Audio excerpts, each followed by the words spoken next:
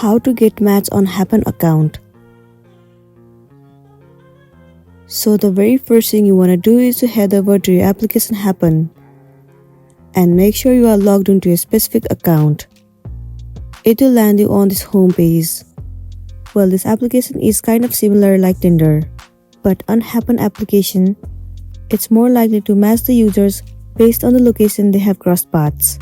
So if you also want to match with a person, you will definitely match with the user who are near you. Now let's say you want to match with this person. What you want to do is tap on this love icon. Well, you have successfully liked this person. Now from their side, if they also like you and want to match with you, then they also have to click on the love icon for you. Once that's been done, both of us will be matched successfully, and then we will be able to talk and get to know each other. Similarly, you can also match with other people, and then you'll be good to go.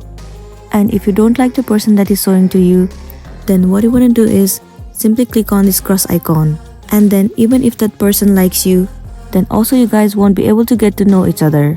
So that's it, and this is simply how you can set up matches on Happn. I really hope this video is going to be helpful for you.